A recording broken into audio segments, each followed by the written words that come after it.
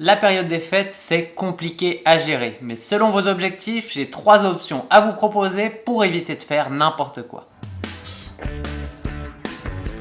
La période des fêtes, c'est souvent l'ennemi numéro 1 de la progression.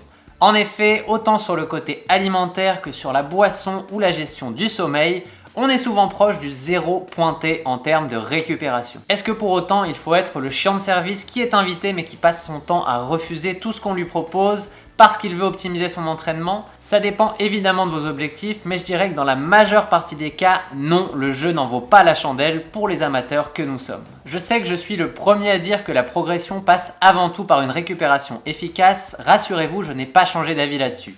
Mais je ne dis pas non plus qu'il faut être à fond 365 jours par an. En fait, pour être précis sur ce que je vous propose de faire, j'ai 3 scénarios à vous proposer.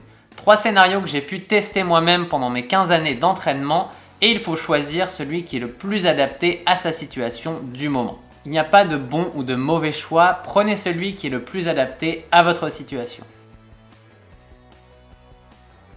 Si vous n'avez pas de gros objectifs dans les 2 à 3 prochains mois qui arrivent et qu'en plus vous n'avez pas fait de coupure annuelle cet été, c'est le moment d'en faire une. Clairement, les fêtes, c'est la période parfaite pour ça, vous allez pouvoir en profiter sans culpabiliser. Pourquoi devrait-on faire l'autruche si on a juste envie de profiter des fêtes, de la famille et des excès qui vont avec? Psychologiquement, ce genre de moments sont très importants pour bien récupérer et pouvoir évacuer le stress qu'on a accumulé pendant les mois précédents. Si on est sérieux pendant la majeure partie de l'année, on peut clairement se laisser aller pendant la période des fêtes, on l'a mérité. Les fêtes, c'est seulement une fois par an et ensuite on repart avec un esprit et un corps qui sera régénéré pour une nouvelle année. Et au final, si cette coupure dure seulement du 25 décembre au 2 janvier, ça ne fait que 8 jours, ça limite vraiment les pertes de forme. Ensuite, j'ai une option un peu intermédiaire à vous proposer.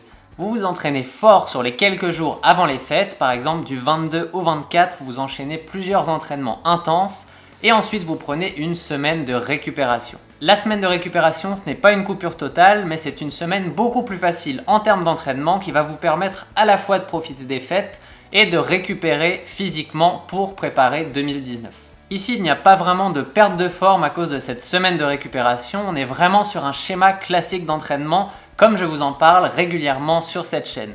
Vous vous entraînez sur un gros cycle pendant 2, 3 ou 4 semaines de suite et ensuite vous prenez une semaine de récupération, une semaine légère qui va permettre de vous régénérer. Et si vous voulez en savoir plus et avoir tous les détails sur quels entraînements faire pendant cette semaine de récupération, allez voir le lien que je vous ai mis ici.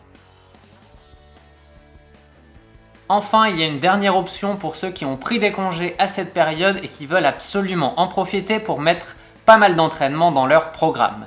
Mais quand même, je vous dirais de faire attention avec ça, c'est assez risqué. Avant de vous planifier une semaine super intense en termes d'entraînement, je vous conseille vraiment d'envisager l'option 2 et la semaine de récupération, car progresser dans cette semaine où on va enchaîner les écarts et les entraînements intenses est vraiment difficile. Le corps va avoir du mal à encaisser l'entraînement et à progresser car il sera aussi stressé par tout ce qu'on va faire à côté. Le manque de sommeil, l'alimentation et la boisson dégradée, tout ça va empêcher de progresser à son plein potentiel. Mais si vous êtes vraiment partant pour le programme intense et que vous avez des objectifs qui arrivent rapidement en début d'année prochaine, je vous conseille d'y aller avec un gros entraînement du 22 au 24 comme je l'ai précisé dans l'option précédente. Ensuite, vous prenez le 25 totalement au repos pour vraiment encaisser votre réveillon.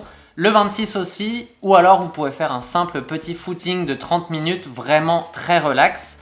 Et ensuite, vous avez du 27 au 31 pour remettre de l'intensité, remettre de bons entraînements. Le 31 sera alors un gros entraînement à nouveau.